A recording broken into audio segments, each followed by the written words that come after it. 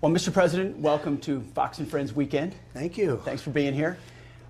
This is your first interview since the verdict. It's been 48 hours. Where's your head at? Well, look, I'm fighting for the Constitution. I'm fighting for the same thing that you three. I watch you all the time, and same thing that you do. You fight for freedom. You fight for your country. These people are sick. They're sick. They're deranged. I talk about the enemy on the outside and the enemy from within. So you have Russia, you have China, but if you have a smart president, you always handle him quite easily, actually. We have a lot of advantages. But the enemy from within, they are doing damage to this country. They want open borders. They want high interest rates. They now want to quadruple your taxes. Quadruple. All my life I watched politics, and it was always like politicians want to lower taxes, not quadruple them. There's a whole sickness going on right now. So we're doing really well. It's very interesting. Jury came in. It was a tough venue. We tried to get out of the venue. We tried to get out of the judge. But we tried to get out of both. Wouldn't even think about it. So we had probably maybe the worst area in the whole country for me, in terms of vote. I'm sure if I sat down and explained it to that section of the world, we could probably make progress. But one of the worst sections. And they always bring them to these sections. D.C., there, places where Republicans, not just me, Republicans get like virtually no votes. But the good news is that I think we've set a record beyond all records for fundraising. That's like a poll. And another one just came out just before I got in that we're 6 points higher than we were before. So I don't know if that holds up. I'm just not sure. But people get it. It's a scam. And the Republican Party is really, they've stuck. They stick together in this. They see it's weaponization of the Justice Department, of the FBI. And, that's all coming out of Washington. You may think it's brag. Take a look at who opened the case. I'm not allowed to talk about it because I have a gag order. I'm probably, I guess, the first presidential nominee and the leading crooked Joe by a lot that's not allowed to talk. Maybe they're doing me a big favor. Who knows? But I'm not allowed to talk. I'm gagged. Nobody's ever heard of it. Guys would say to me, that aren't as well versed, but they know about freedom and the Constitution. They say they can't gag you. It's all coming out. It's weaponization, and it's a very dangerous thing. We've never had that in this country. They do have it in other countries, in South American countries. You know a little bit about it, right? Well, that actually leads me to my question. I think for a lot of Americans, what's happened to you feels foreign. Like this has never happened here before. Yeah. But for Hispanic Americans, people coming from Latin America, this feels very familiar. Yeah. And in those countries, people are imprisoned. Instead of going to the ballot box and fighting there, they're on house arrest. They're told they can't run for office. What is your message? And by the way, I think a lot of Hispanic Americans, I hear from them, they're scared about what they see. What's your message to them about what happened to you and about how scared they are that our country is turning into the countries that they left behind, the corrupt, dysfunctional countries they left behind? And they are scared, and they're great people, very entrepreneurial, great energy. And as you know, I'm doing very well with them. Beyond anybody, I don't think anybody's ever had polling. Do you think this is why a little bit? I think a little bit. I think even before people understood what was going on, I was doing well with the, you call them Hispanics. There's about 15 different names. I know. Latin Americans, South Americans. They say Latin Americans, South Americans, Hispanics, a lot of different words. But we all know what we're talking about. And they've always liked me, and I've always liked them. I've done well from the beginning. In 2016, I won the entire border along Texas, and they're all like 85%.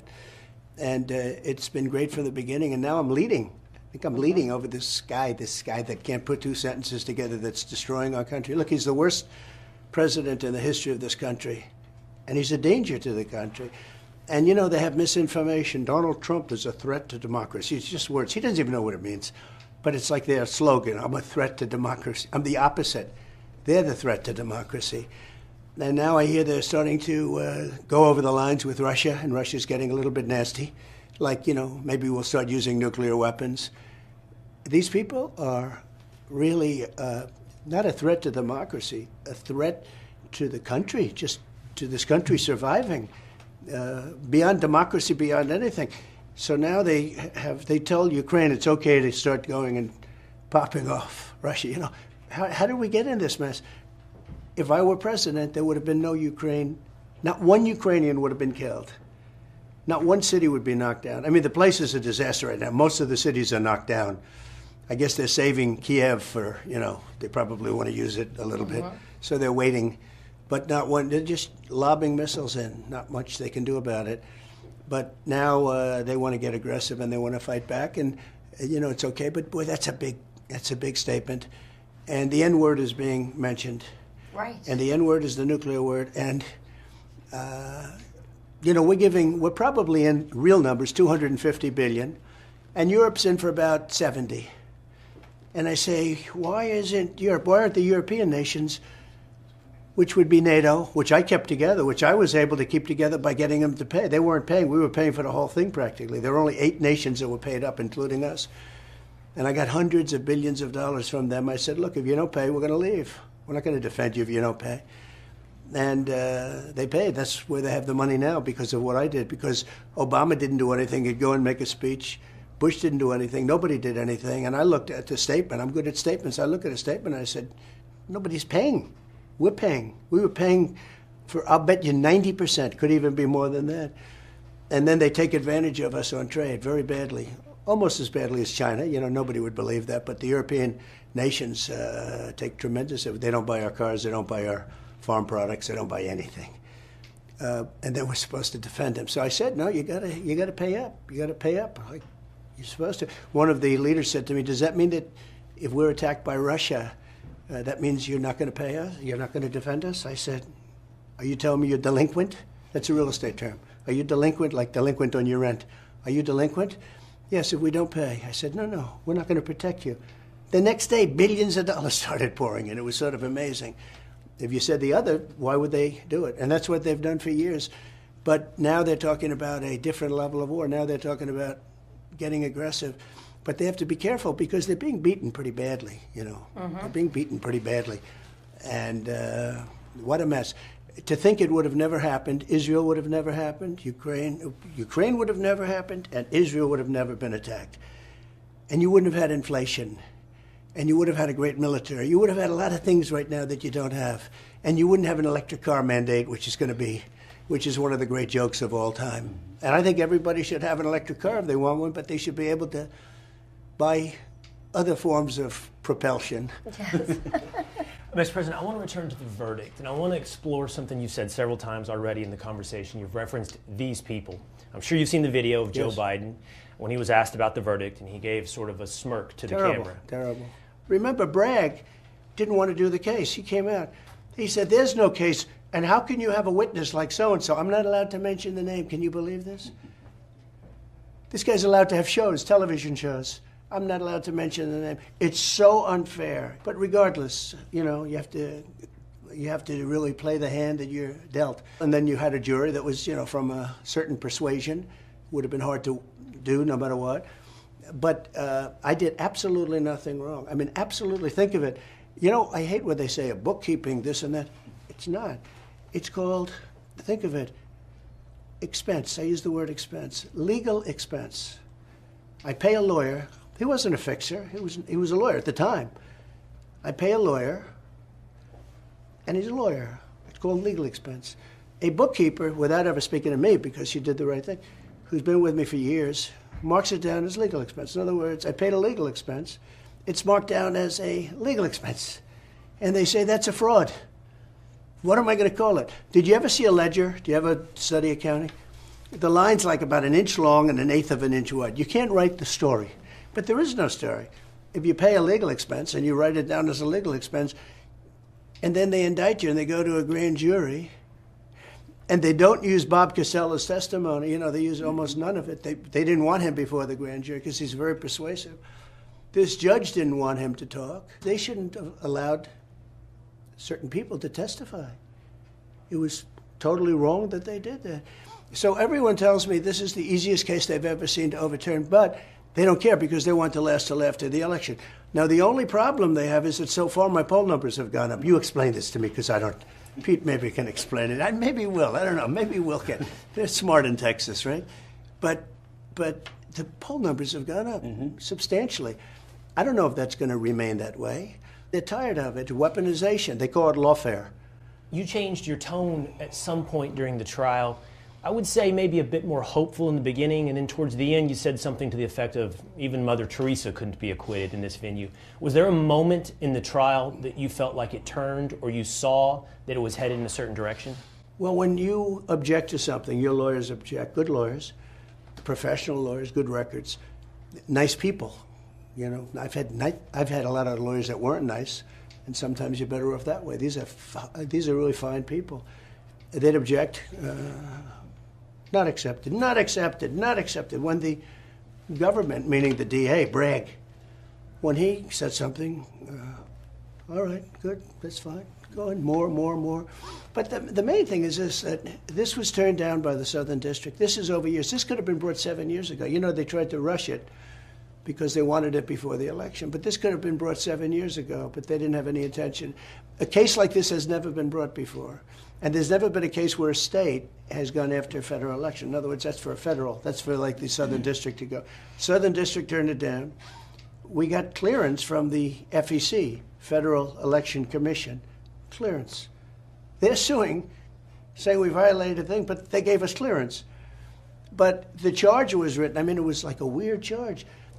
You'd have a little of this, a little of that, do a little of this, throw a little, mix it up. Given all of that, you know, we're watching this trial. Everyone's watching it on TV. Yeah.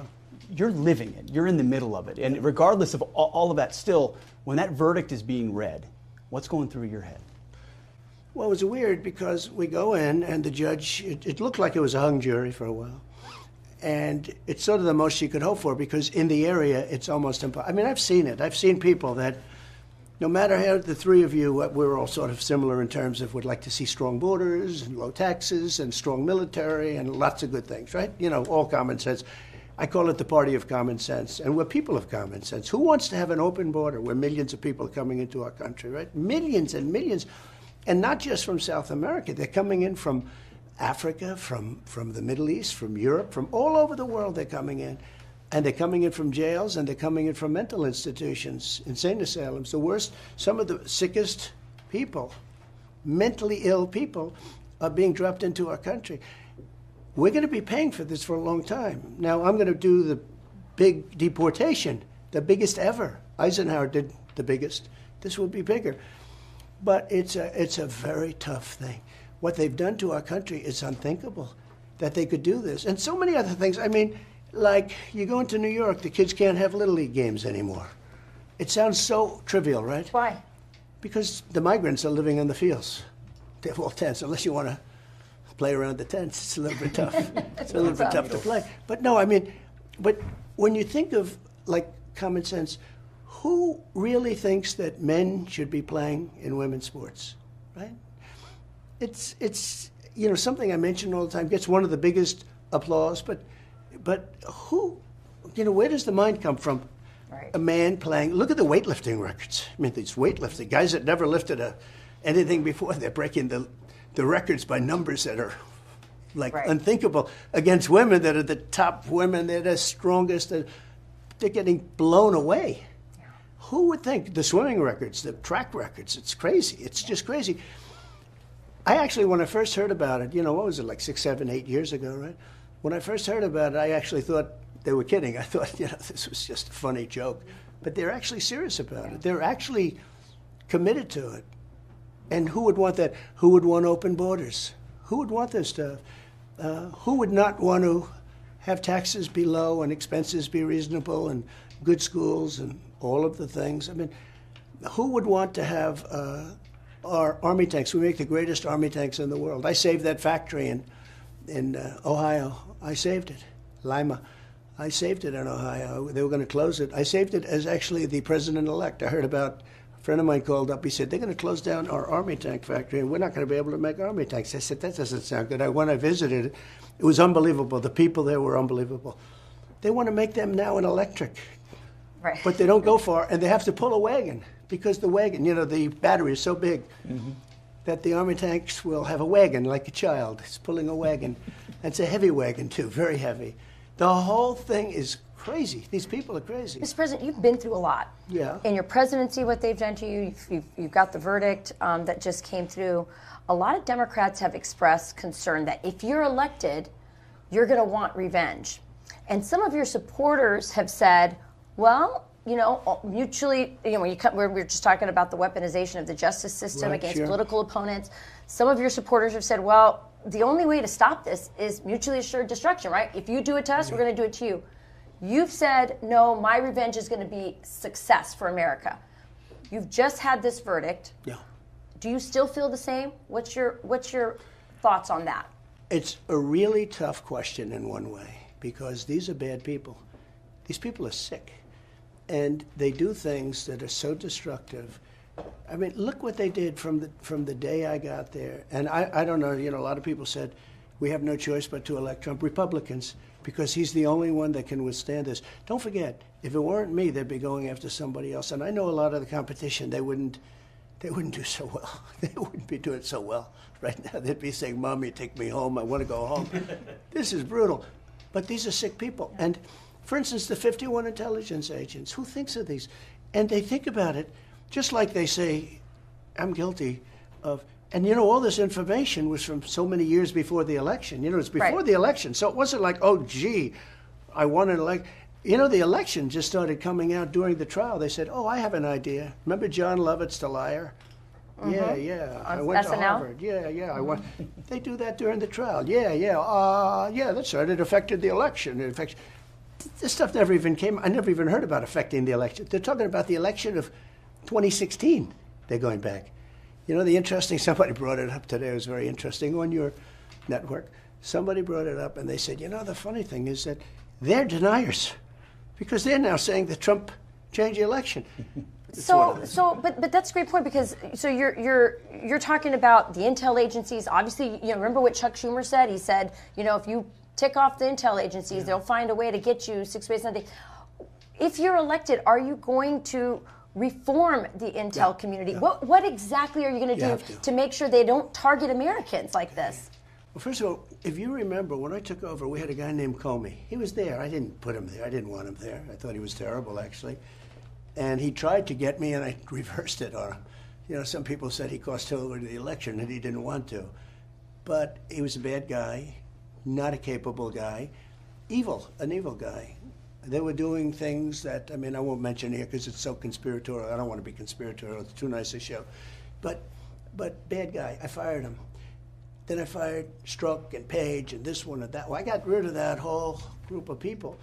And we were doing great. We were really, and in other places too. Pete knows better than anybody. The Veterans Administration, at the end of my term, we had a 92% approval rating. It was at 40 when we took it over. Pete used to call up, just as somebody that we knew each other a little bit through this stuff. And he'd complain about things. He'd also complain about soldiers being treated unfairly. A soldier is trained to be a soldier. And some of these guys are tough. And if we didn't have them, we wouldn't have a country, Frank. And then they get into a fight, and it's nasty, and they win. And then they want to lock them up for 30 years. And we took care of a lot of people, a lot. And it was just unfair. They trained them to be killers. And then they do their job against some very bad people. I'm not saying good people. I'm saying they beat some very bad people. If you didn't have guys like the ones that we know, they wouldn't last very long. And then they want to lock them up for 30 years. It's sort of, they train them to do their job, they do their job, and then they say, let's lock them up. Look, it's a very interesting question, and I say it and it sounds beautiful, right? My revenge will be success, and I mean that. But it's awfully hard when you see what they've done. These people are so evil. And at the same time, the country can come together. I'm saying this, but the country can come together. During my term, prior to COVID, we had the most successful country we've ever had.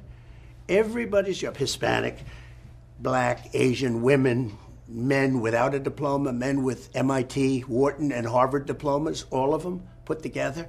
Everybody was making more money, doing better than they've ever done before. And radical left people, I would call them radical left, were coming up to me and say, could we meet? It was coming together. And then we had COVID, our gift from China. Came out of Wuhan, like I said, right? I remember I told you that a long time ago. I never changed. It was the Wuhan lab. They made a mistake. And by the way, it was incompetence. I walked out to have lunch with his girlfriend, and the scene was set. It was a disaster, okay, what happened. But we did a great job. Never got credit for that. Always got credit for a good economy, for taking out Soleimani, taking out al-Baghdadi. I defeated ISIS. ISIS was going to take 5 years at least, and they don't think, Mattis said, sir, it'll take at least 5 years. I got it done in like 3 months. I defeated ISIS. Our military is so great. The real generals, the guys that know how to fight. One of the things that I hated to see, and I think one of the lowest points in the history of our country was Afghanistan, the way that happened. And I dealt with Abdul, the leader of the Taliban, and I had conversations with him on the phone, and frankly, the media went crazy. Why is he speaking to... it's like I always say, Jesse James, why do you rob the banks? That's where the money is. That's where the killing was. That's where the snipers were, with Abdul. And I had some nice conversations. We didn't lose one person in 18 months. And then they took over, and they were killing us like Abdul was a very happy man when I was out. And then they had that disaster, the leaving of Afghanistan, the way they left. We were going to leave, but we were going to keep Bagram, which is one of the biggest air bases in the world, cost us billions and billions of dollars to build many years ago. But we were going to leave because of China, because it's 1 hour away from it, where China makes its, forget about Afghanistan, it's exactly right next to China. It's exactly 1 hour away from where they make their nuclear weapons. Isn't that a great thing? We're going to keep it. Going to leave 4,000 people and keep it strong, right? They gave it up. They gave up everything. And they moved the military out first. You move the military out last. I always say, I give a child of 5 years old, I say, okay, now those are the facts. Would you move the military out first, or would you move... First, we would have taken our people out. Then we would have taken some people that helped us. It shouldn't be too many. I mean, how many people can you take? But nevertheless, it were people that helped us take them out. But we have Americans left behind. We have 13 dead soldiers, incredible. The parents, largely, they came here shortly after that, and I'm going to have them back, too. They said, well, we won't see President Trump. He'll come maybe for a couple of minutes. I stayed with them for 4 hours. We listened to music up in the deck. It's beautiful. It was just nice. They're great people. They're devastated. That would have never happened. We would have left with dignity and strength. And then you take out your equipment. They left $85 billion worth of equipment. I rebuilt the entire military. $85 billion of it was left in Afghanistan. And they're one of the biggest, the Taliban, they're one of the biggest sellers of military equipment now, in the whole world. I think they're number 2. Because they don't need 730,000 rifles. They have 730,000. I mean, I don't know what, we go to fight a war. What did they do? 37 rifles for every soldier we have? It's crazy. But we had 730 some odd thousand rifles. And then we had 72,000 vehicles, many of them armor plated. You know how expensive, with 4-inch armor, 4-inch like this on the bottom. And they sell all that stuff. They're one of the largest, because they don't need all of it. They can keep, think of what 72,000 vehicles is. If you take the biggest used parking lot, used car lot in Texas, take Texas, they're big. They probably have, 500 cars there? We have 70,000. 70,000. And many are armor plated. They have they had to make the armor where it goes like this. Because the bombs are so powerful. Soleimani, taken out. They're so powerful. But what that was doing was killing everybody on the side of it. Right. Because it was going like that. So, it's a tough thing. But some of these things cost millions of dollars, and we left it all behind. I want to follow up on what Rachel asked you, though, because I hear you struggling with it. I hear you say it's a tough question, a bit unsure. Yeah. You famously said, regarding Hillary Clinton, lock her up. You declined to do that as president. But now, and purposely, because after I won, it's different when you win. I see it tonight. I'm going to UFC with Dana White. And I see fighters, they come in with hatred like you wouldn't believe it. It's amazing. It's a little metaphor in life, right? The hatred, they hate each. Then after the fight, somebody wins, somebody loses. Sometimes they get knocked out. Sometimes but they hug and they kiss each other. It's like crazy. I beat her. It's easier when you win. And they all said, lock her up. And I felt, and I could have done it, but I felt it would have been a terrible thing. And then this happened to me. And so I may feel differently about it. I can't tell you, I'm not sure I can answer the question. Hillary Clinton, I didn't say lock her up, but the people would all say, lock her up, lock her up. Okay. Then we won. And I said pretty openly, all right, come on, just relax. Let's go. We got to make our country grade. Yeah. And it would have been, think of it, you lock up the wife of a president of the United But they States. want to lock you up over $130,000 of an accounting thing, A and she perfectly- actually... And a perfectly stated accounting thing. Success will bring the country together, because I had it together. Yeah. Before the China virus came in, I had it together. We really had it together. And it would have stayed. I think it would have stayed. Everybody was doing better. The country was doing better than it had ever done. And we're going back to those same policies, and then some. And then some. One of the bigger differences I know, before I won, I was in Washington, the press says, about 17 times. I never stayed over. So I wasn't a Washington person. And I relied on people for recommendations. And I got, a lot of great ones. Look, we had great, the economics, Bob Lighthizer, so many people. We had great people, but we also had some that I wouldn't have put. I don't have to use their names, but that I wouldn't have put. Now I know them all. I know the tough ones and the weak ones and the smart ones and the dumb ones and we know the strong ones. And so I think it's going to be very good, and we're ready to go. But the country is really going bad. When you look at all these people, millions of people coming into this country, I really think, other than nuclear weapons, which I think are the single biggest threat, not global warming, when they say that the seas will rise over the next 400 years 1/8 of an inch, which means basically you have a little more beachfront property, okay? Think of it. The seas are going to rise. Who knows? But this is the big threat. I watched Biden the other night. It's the greatest existential. He loves that word because it's a big word, and he thinks he knows. He doesn't even know what the hell the word means. He goes, it's the greatest existential threat to our country, global warming. In the meantime, you get these maniacs with nuclear weapons that can do damage, which I won't even talk to you about, but I know the damage. It's the greatest. There has never been anything like it, the power of weaponry today. It will be obliteration, and that's your real threat. But in terms of our country, a real threat are the people that are coming in, that are being allowed to come in. And we're going to move on to some other topics too, but just moving forward, they've set the arraignment date for 4 days before the RNC. Yeah, well, that's part of the game. It is. Some have suggested you could appeal straight to the Supreme Court because of the special nature of this case. When it comes to the legal maze that you're still facing, and the judge could decide to say, hey, house arrest or even jail. One of my lawyers the other day on television saying, oh no, you don't want to do that to the president. I said, you don't beg for anything. You just, the way it is. Think of it. They have all my books. They went for 5 years they sued me getting my tax returns, right? At the end of 5 years, they got them. The Supreme Court actually gave it to them. That was the end of it. That was it. They never found anything. They hired the best accounting firms. I had a pure gold firm. They call it a gold-rated firm. I don't know what it's supposed to be. Who knows? But with all that stuff, for years you heard about my tax. And no one looked into the Clinton Foundation. And they never found it. They never went all the way with the Clinton Foundation. They never went all the way with the Clinton Foundation, which is sort of interesting, isn't it? But so that could happen.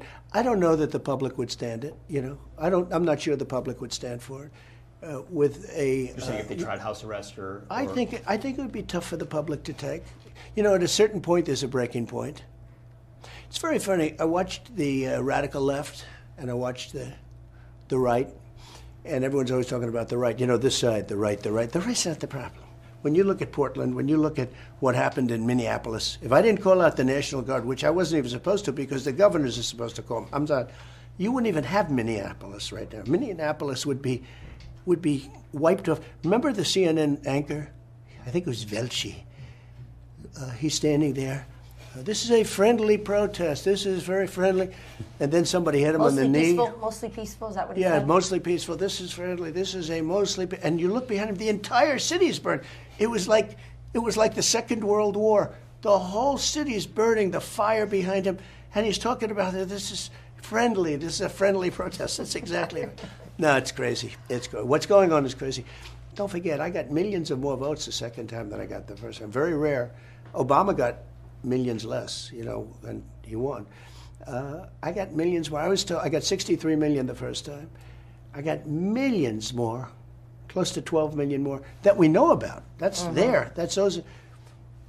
They said if you get 63, this is McLaughlin, Fabrizio, the big pollsters, good pollsters. They said if you could get the same number, you win. I got millions more. Very rarely does a president get more. They win or they lose, but they don't get, very rarely get more. Obama got a lot less. He got a lot less the second time. And he won. It's so bad for our country. And I wouldn't have done this. And then I had good Republicans running, and we took, it was the fastest nomination in history.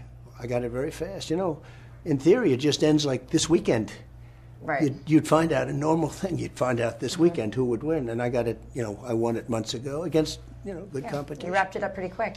So this interview is going really fast, and I know we have like a bunch of other questions. Okay. So can we Yes. kind of go that, and we'll kind of keep our answers Sure. short so we can get to it. Okay, so I'm going to start with this one.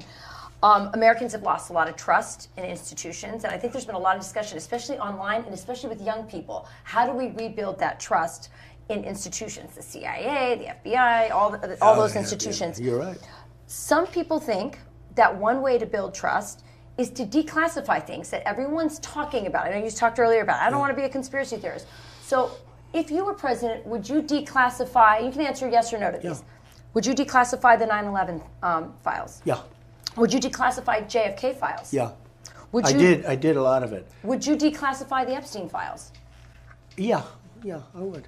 All right. I guess I would. I think that less so because, you don't know. You don't want to affect people's lives if it's phony stuff in there because there's a lot of phony stuff with that whole world. But I think I would, or at least Do you think that would restore trust? Help restore trust? Yeah, I don't know about Epstein so much as I do the others. Certainly about the way he died. It would be interesting to find out what happened there because that was a weird situation and the cameras didn't happen to be working, et cetera, et cetera. But yeah, I'd go a long way toward that one. The other stuff I would definitely do the January 6th because, beyond all of them, because what happened, how about the Unselect Committee? They had meetings, they had all Democrats and 2 failed Republicans, right? Cheney and crying Adam Kinzinger. See, Biden couldn't do this interview. Do you think he'd remember crying Adam Kinzinger? Do you think he'd remember all these different names, these different folks? Sir. And I didn't know you were going to be talking about this, but can you imagine? The whole thing is crazy. What we're doing, what we're going on. I got to know the leaders of all the countries, and they're at the top of their game. They're very sharp. They're vicious. That's why they're doing so well. Honduras, all of them. I know every one of them, and they're very streetwise people. You know that better than anybody. They're streetwise, and they're smart, and they love their country, or they want to do a good job for their country or themselves. Doesn't matter because whatever it is, and they're moving all of their bad people into our country. And Venezuela just reported to 72% that their crime is down 72% in a year. You know why? Because they moved all their criminals into the United States.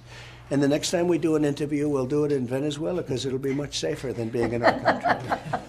Well, you brought up deportations in this interview. Yeah.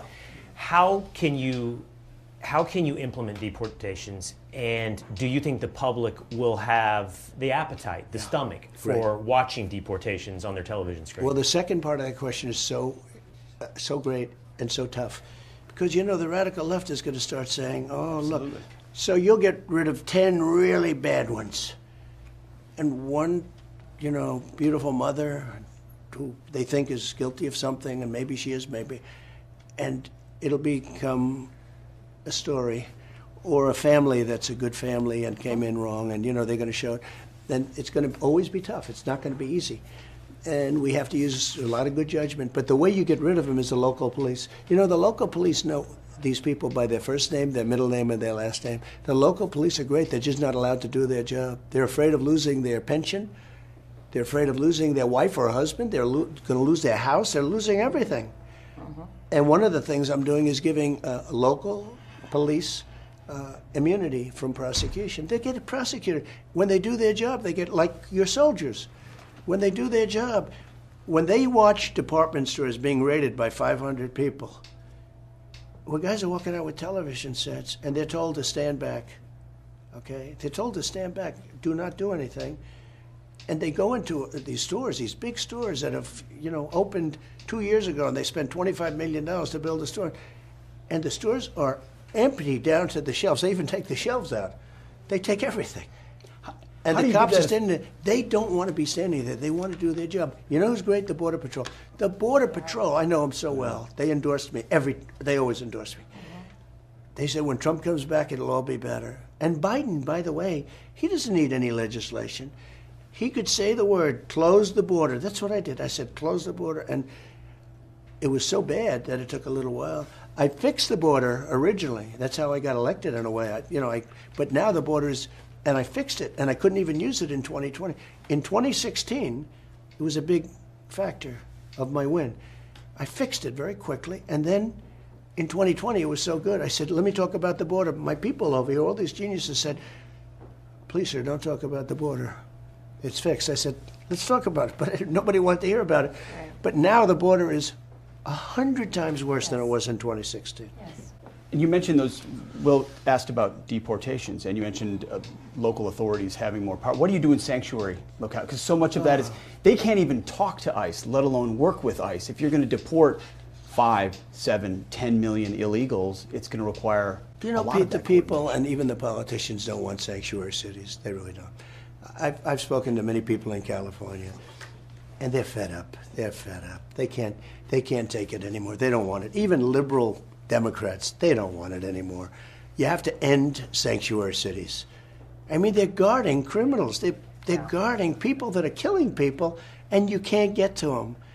And guys like Gavin Newsom he's a disaster. He's running it so badly. It's so badly run. And you know, I watched him on Sean Hannity's show with that debate, and he'll talk like everything's wonderful. It's great. Go California. It's not. It's doing terribly. Right. It's doing terribly. But somebody has to call him out.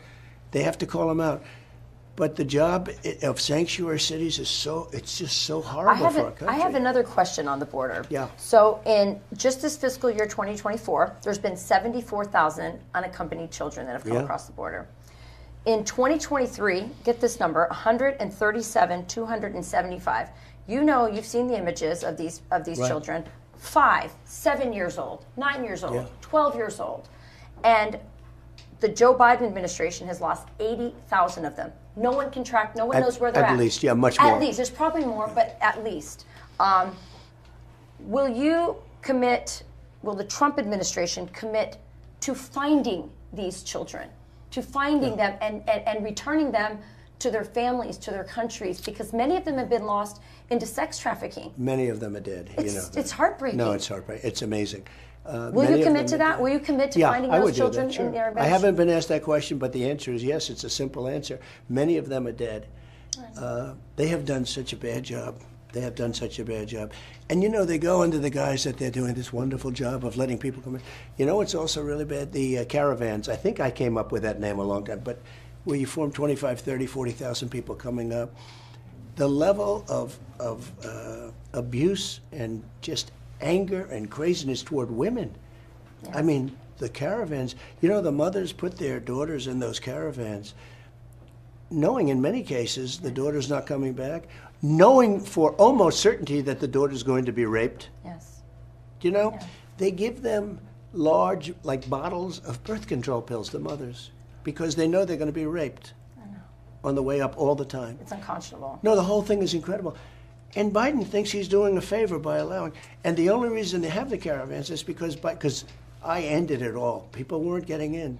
We had the lowest number ever, the final week the lowest number that we've ever had, recorded number of illegal immigration. I had it down. Caravans anymore. You had them when I came in. You didn't have them anymore. It was really good. All he had to do is go to the beach and let my people do the job. Just let them stay and remain in Mexico. I had a policy. You think that was easy to get? Will, remain in Mexico from the president, who's a great guy. He's actually a great guy, but he likes Mexico. He doesn't like us. Okay? Tijuana was a mess. Tijuana had to be the fastest growing city.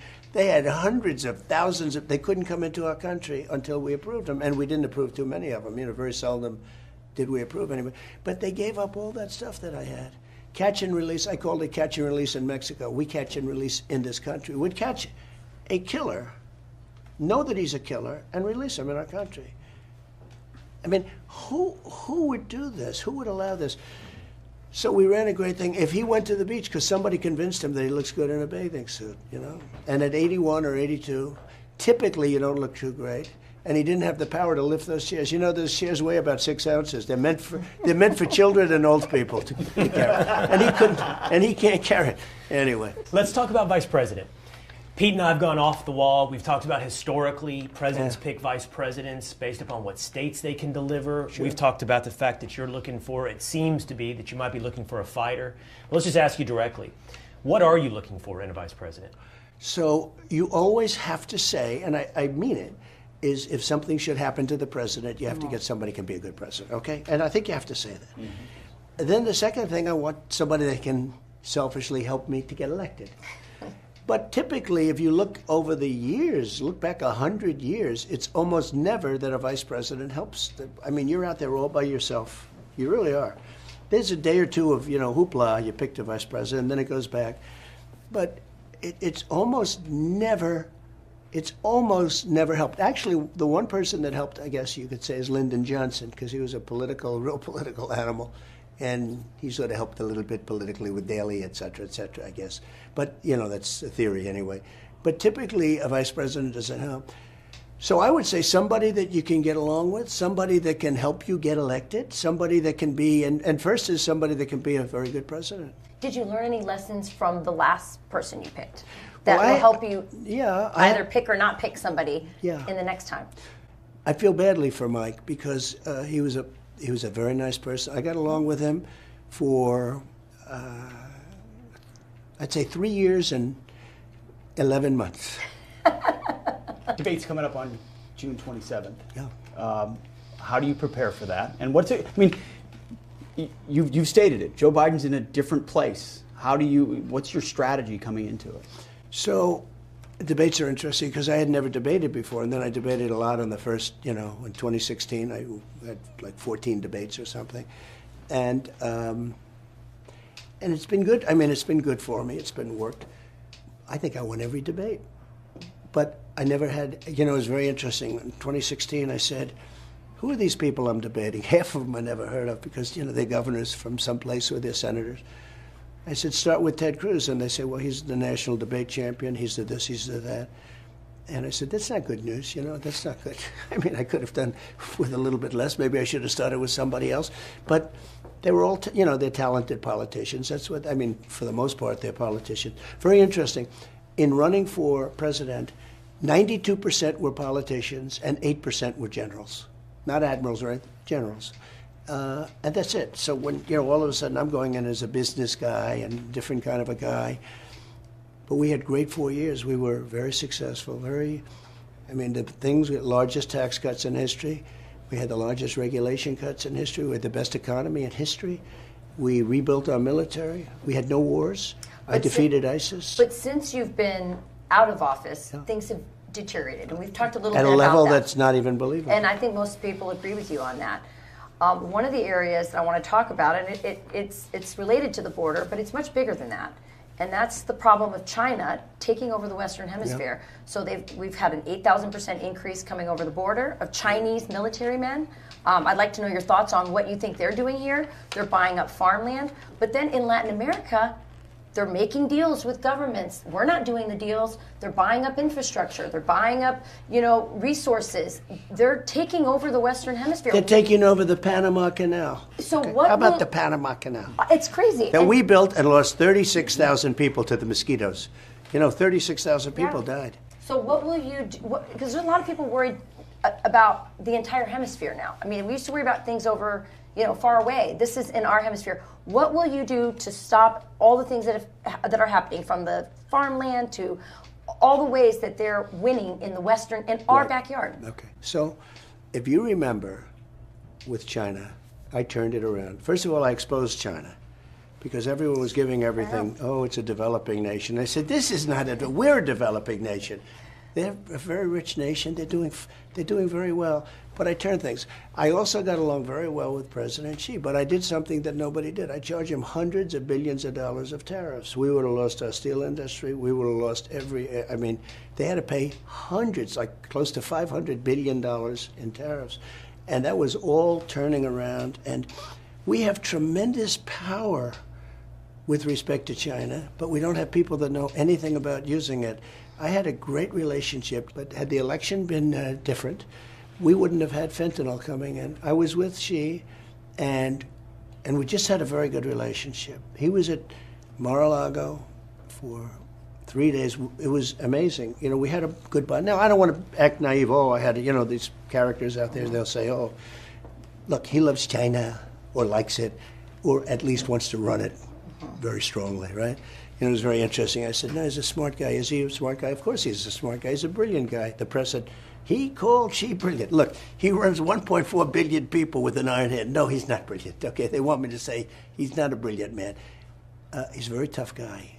He's a fierce person. He's a fierce person. When he sees Biden, he can't believe it. Okay, can't believe it. He says, what the hell?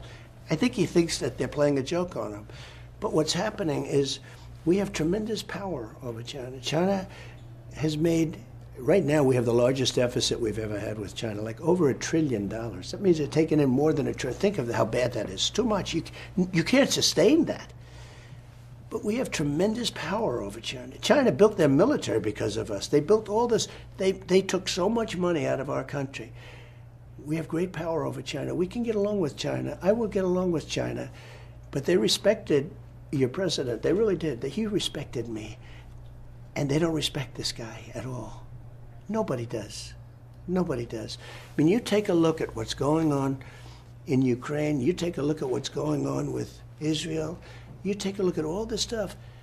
It's just the whole world is out of control. So Viktor Orban, Prime Minister of Hungary, is a very tough guy. You know, he's known as a strong man. They always say, oh, we like strong men. I don't like strong men, weak men. I don't care. He's just a smart guy and tough. He didn't take illegal immigrants. He said, I want Hungarians in my country. I don't need to have my shopping centers blown up. You know, make little statements like that. But the European Union wasn't exactly thrilled with him. And they asked him recently, they said, what has to be done to straighten out the world? The whole world is blowing up. He said, one simple thing. Elect Donald Trump as president. When he was president, China behaved, Russia behaved, everybody behaved. Don't forget, I stopped, you probably never even you guys, Nord Stream 2 was a pipeline being built. Nobody ever heard of it, except me. When I got in, I stopped it. Russia couldn't have their pipeline serving Germany. I said to Germany, so we're taking care of you with NATO, and then you're giving them, the people that we're defending you against, you're paying billions of dollars a month for oil and gas. I said, this doesn't sound right. The whole thing is crazy. And I terminated the pipeline. It was dead. And this guy came in and let him build it. But the Russian pipeline was dead. And yet I got along very well with Putin. But you got to be careful with Putin, because Putin, I'm watching him, and he's doing things now that aren't good. That aren't good. And he's dealing with somebody that has no clue how to play the game. This guy has no clue. It's a very serious problem. Very serious problem. Yeah, it's a dangerous world. Let's talk about that in reference to Ukraine then. Okay. You've said often, we wouldn't be in this situation if I were president. But we are now in this situation. Yeah. If you were president again, how do you deal with Ukraine? How do you deal with Putin? I think I deal very well with him. We're in a much weaker position because he's winning. I mean, look, we can be nice. I asked Orban, I said, who's winning? You know, if you watch the fake news, you think, although even they aren't saying it now, because the spring offensive never happened. The spring offensive was the opposite, okay? But I said, who's winning? He said, they are. He said, they're a warring nation. They've fought Napoleon. They fought Hitler. Ukraine is a very small country by comparison, with far fewer people. They're running out of soldiers, you know. And I would get together. I get along very well with Zelensky, because don't forget, he was very honorable with impeachment hoax number one. Hoax, they're all hoaxes. Everything they do is a hoax. Have impeachment hoax number one, impeachment hoax number two. I won both of them very easily. But unlike Richard Nixon, who didn't get impeached, he left before the impeachment. His greatest regret, by the way, is that he didn't stay and fight. You know that? His greatest regret. You know, he never fought. He wasn't impeached. He was told he was going to be impeached, and he never stayed. But the Republicans liked me more than they liked him. But what happens is we have to get, Zelensky was great because Zelensky, they called him and they said, when you had that the big magic phone conference, think of the phone conversations in Washington. And here I am, I got a call from one of my secretaries, could you call him and congratulate him on his victory? Meaning he just got elected president. And I didn't do it.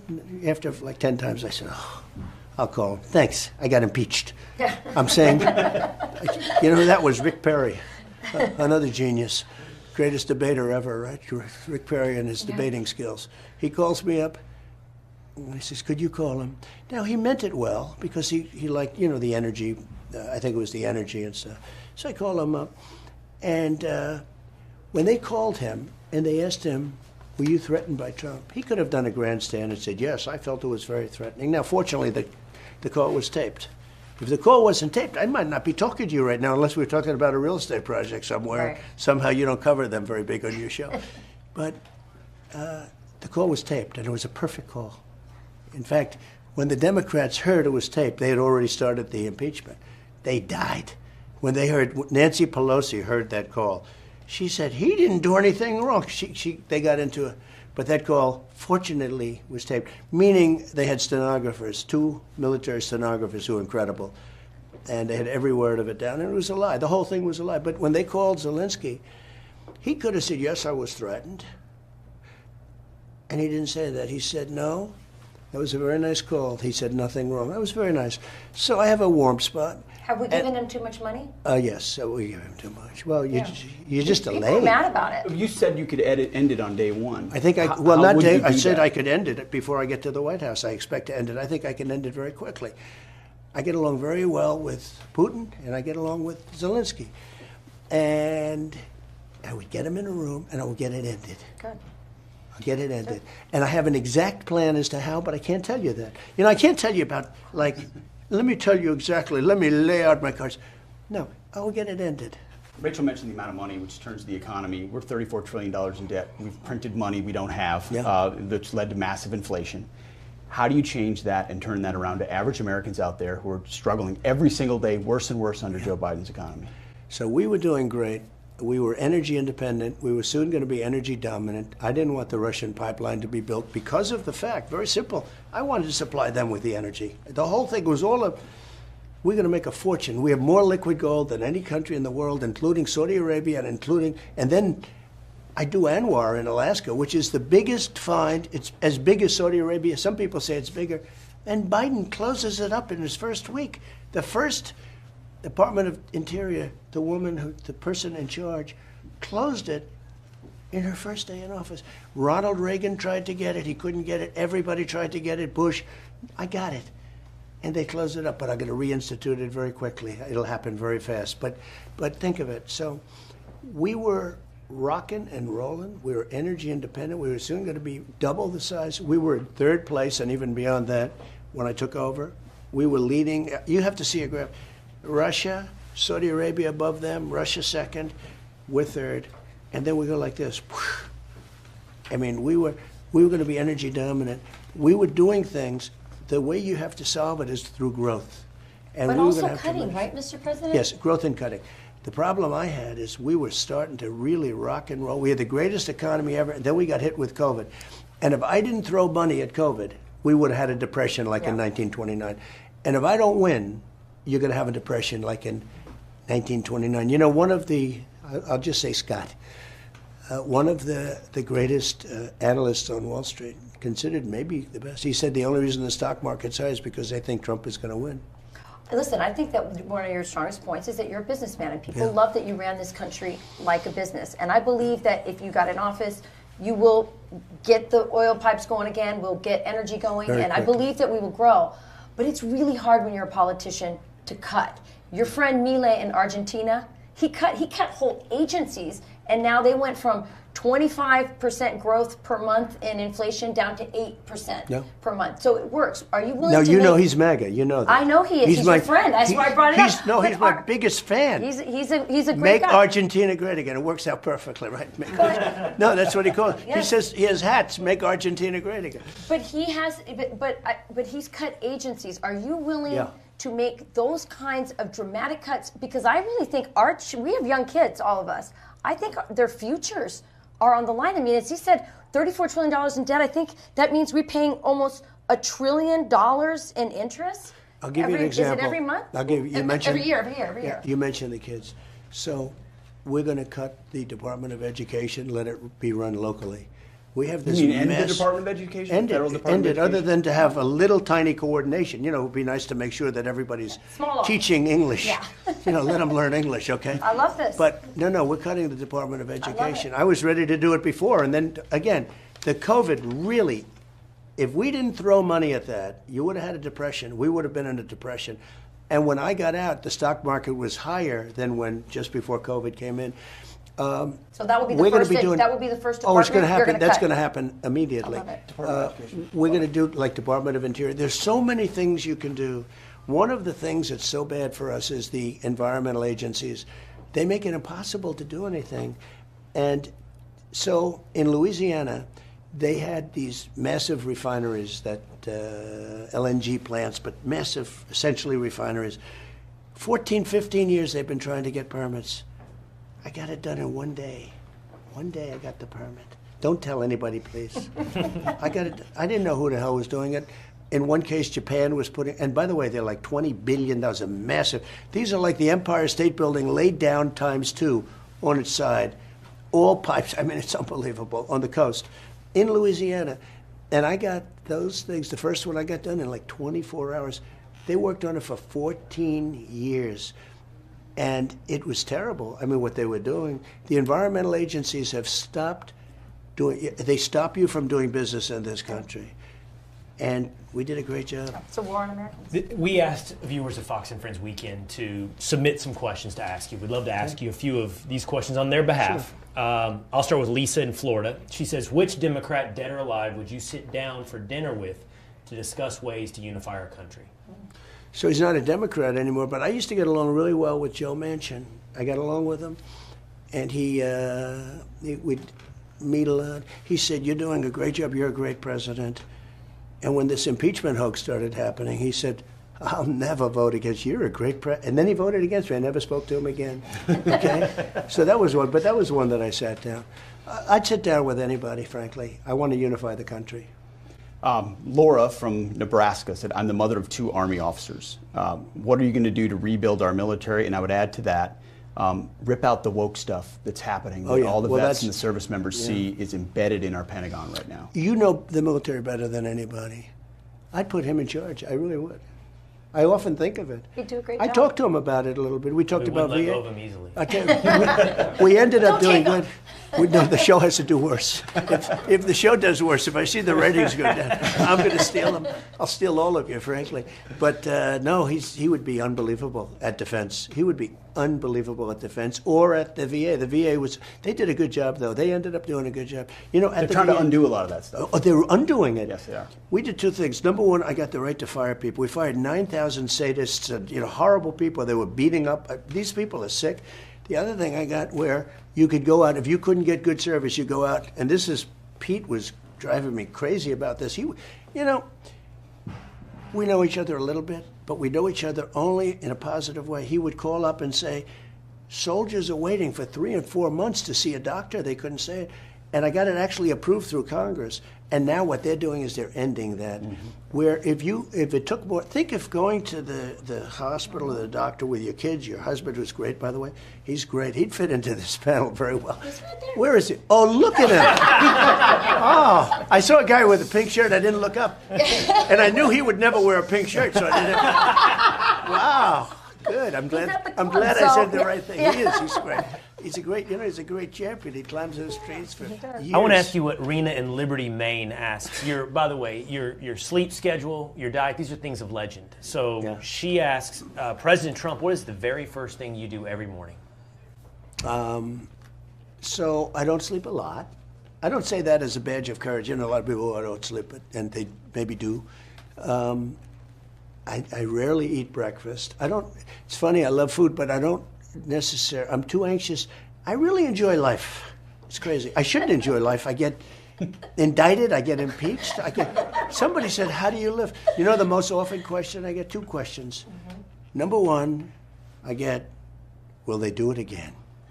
You know what that means. Very ominous.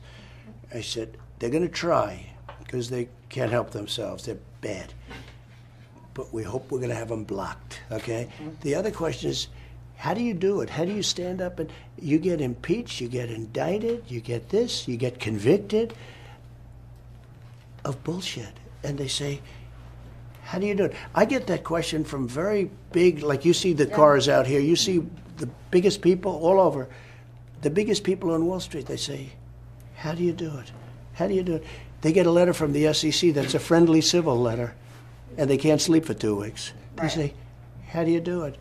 And that's one I've never been able to answer. I don't know. The reason I think I can do that is because I know how great this country can be. And it's so big. It's such an important thing that I'm doing. I enjoy doing it. I have obstacles. These obstacles, it would be so nice not to have a phony Russia hoax. Look at the Russia scam. It was just a scam. For 2 years it went on. And you want to do business with Russia, make a lot of money, it's good. They forced, and now the worst thing happened. Russia has been forced into the arms of China. This is something that if you're 10 years old studying history, you learn never let Russia and China get together. Well, between Obama and Biden, they forced Russia. I had it opposite. The problem I had, though, I had the hoax. I had the hoax going on. It was harder for me.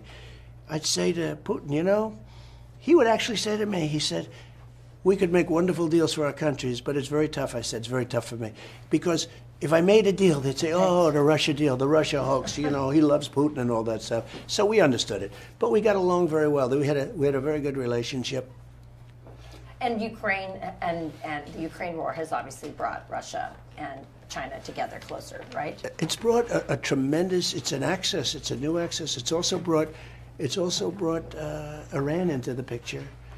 And it's brought a little bit North Korea back into the picture. I got along great with him. Kim Jong-un, when I went to meet him, remember the famous couple of meetings? I got along great with him. I know him quite well, and he's a very smart guy. They hate when I say that. But we had it going so good, and now all these people that are against us have become like a partnership. And a lot of bad things are happening. The Taiwan situation is, you can give them a couple of more minutes, fellas. That's all right. Okay, somebody's saying to end it. We'll give him a couple of more minutes, okay? Thank you. For Sean, in honor of Sean with his when you look at what's happening now, the whole world is lining up against us. And our allies are getting very weak for us. They're no longer for us. But watch what's happening with China and Taiwan. That's a big deal. It's a big deal. May I follow up? He said, Please. Talk to us about, you just love life and you care about this country. People ask you, why do you do this? How can you do this? I mean, not to mention the rally after rally, the energy. But maybe the question isn't how do you do this over and over, but how does your family do this? All the obstacles, these are things you care about, your ambitions for the country. What about everybody around you? So I think in many ways it's tougher on them than it is on me. They're good people, all of them, everyone.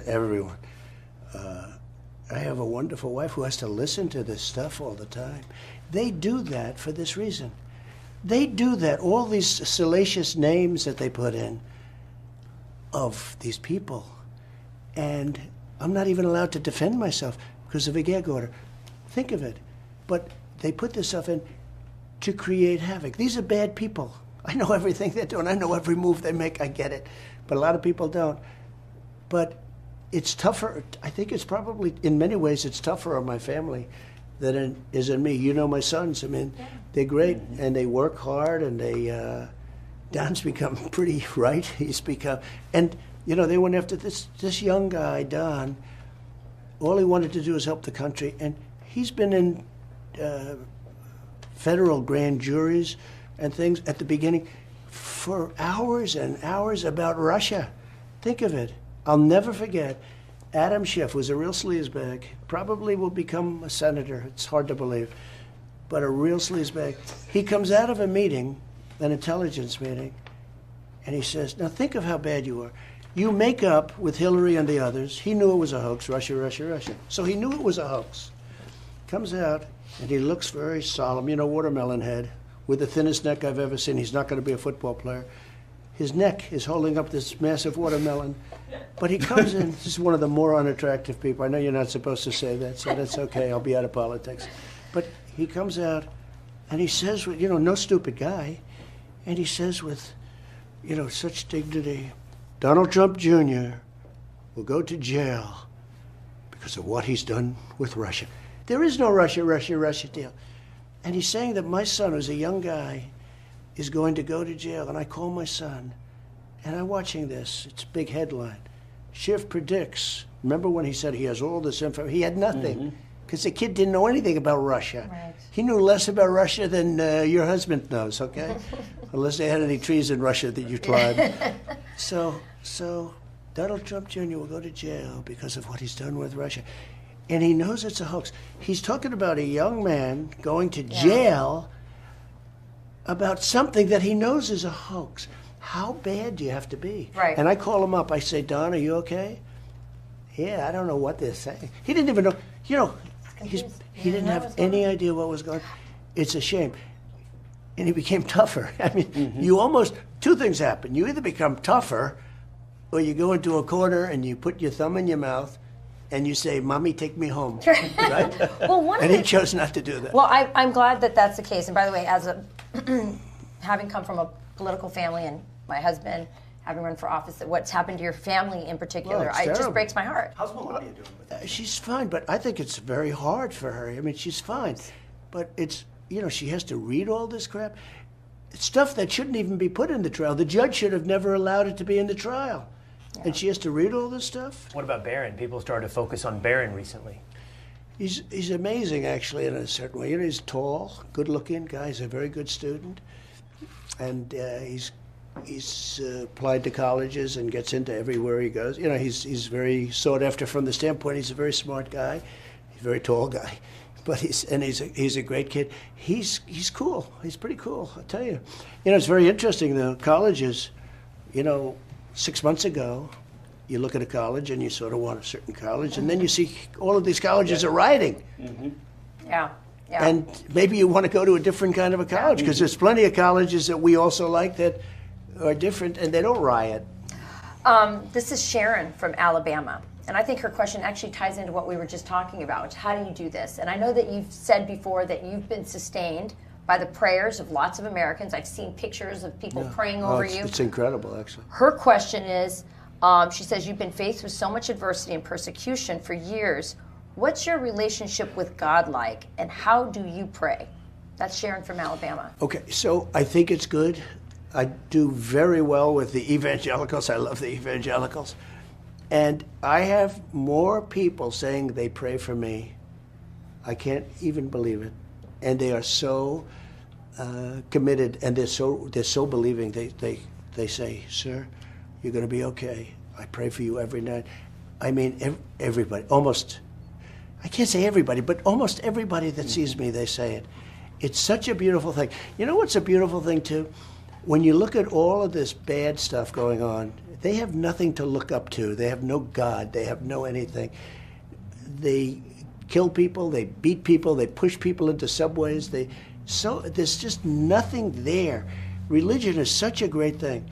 It keeps you, there's something to be good about. You want to be good. It's so important. And I don't know if it's explained right. I don't know if I'm explaining it right now. But when you have something like that, you want to be good. You want to go to heaven. Okay, you want to go to heaven. If you don't have heaven, you almost say, "What's the reason? Yeah. Why do I have to be good? Let's not be good. What difference does it make?" Right? Or they try to create heaven here. Exit question, real quick. We'll end where we started. Attorney General, what are you? We talked about how you fix the DOJ, how you bring justice back to this country. When we talk to people, people's faith in the system is shattered. Yeah. Absolutely shattered. We've seen it in your fundraising numbers. It should be. So who do you choose? What kind? Do you have a name that top on your list? I do have a couple, and one in particular. But I made a lot of good choices. I got that one wrong.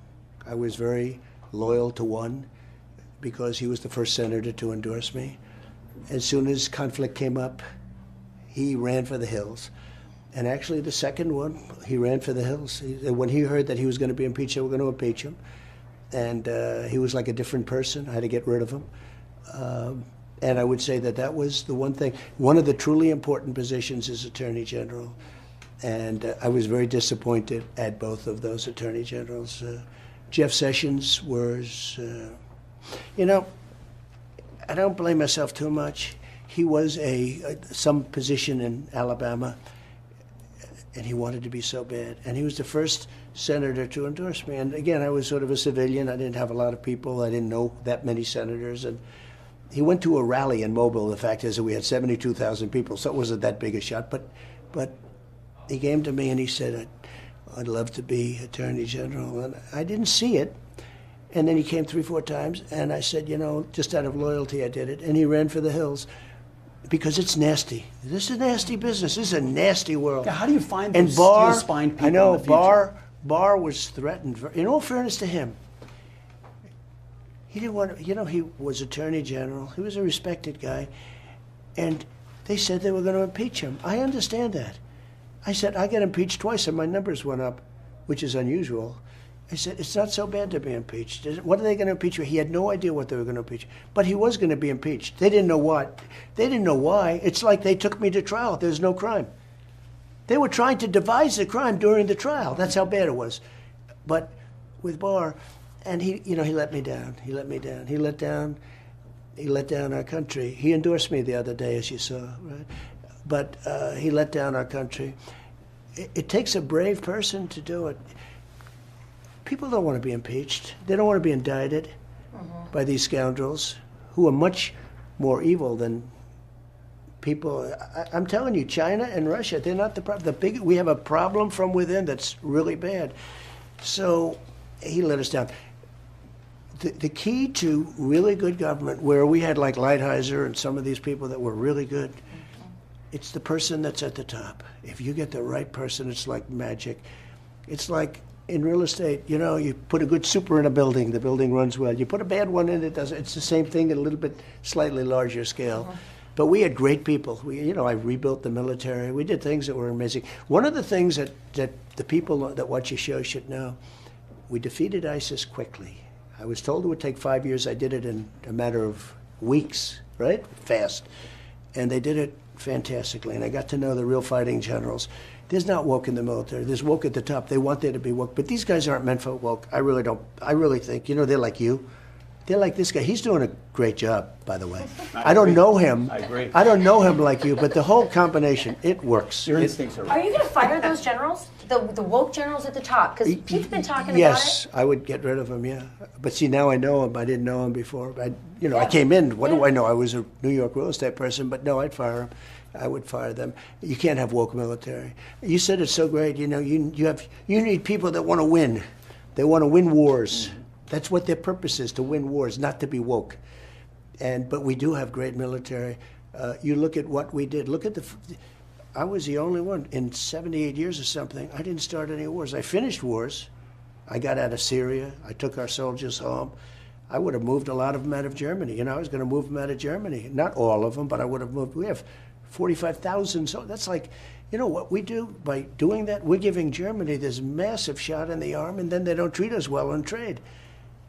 But we have a great military, and there's nothing woke about it other than those top guys. I used to watch Milley sit there in Congress and talk about, you know, he's trying to understand this and that mind.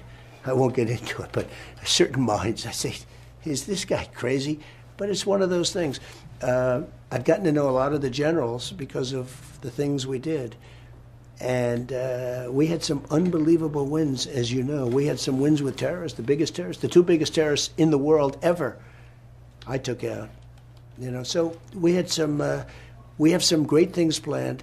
It's very important, the people that run the agencies, if you get the good ones, and I think I have great ones slated, but if you get the good ones, it's like magic. And we had mostly good ones. You think more about the bad ones. We had some bad ones, too.